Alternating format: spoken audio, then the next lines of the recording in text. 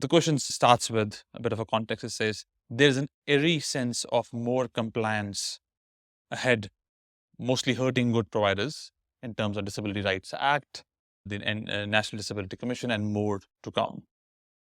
Who invests margin in, so I'll repeat the question. There's an eerie sense of more compliance ahead, mostly hurting good providers who invest margins in safety, staff development, etc. What's the way forward from here?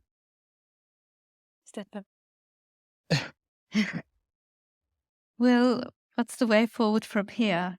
We do need to train our staff in terms of disability rights. And I mean, we need to also apply the United Nations Convention on the Rights of People with Disability into every aspect of our service delivery as well. I feel that our Disability Discrimination Act is not strong enough. It needs to be strengthened. It needs to be strengthened against the Social Security Act, against the Immigration Act, because currently some of those Commonwealth Acts discriminate against people with disability. So I think we've got a long way to go, and it's not impossible to bring about those changes. It is possible. We just need to be more vigilant. We've got, a long way in front of us to go yet. I mean, with NDIS, it's been a game changer.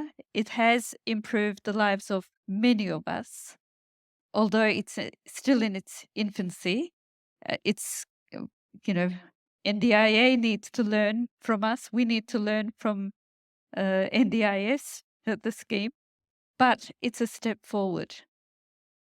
And I feel that, working with people with diverse disabilities from diverse cultural backgrounds, may they be people with hearing impairment, deaf people, blind people, culturally diverse people, their needs are different, and only when we have the right supports to meet individual needs, then we can have an inclusive society where we can be part of the community life in every aspect in terms of education, health, housing, public transport, as I was saying before, Centrelink.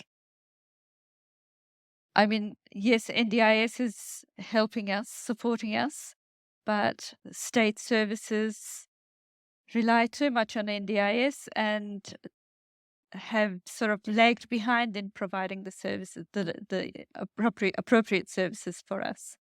That needs to come forward as well. Education is the key for everything, inclusive education. At the moment, when you go to a hospital to talk to your doctor with an interpreter, either the interpreter doesn't know the disability terminology, or the doctor doesn't understand it. So we need to have disability awareness sort of included in the training of health professionals, teacher training, social workers, etc., etc. And I think that would be the way forward if we want to have a fully inclusive society.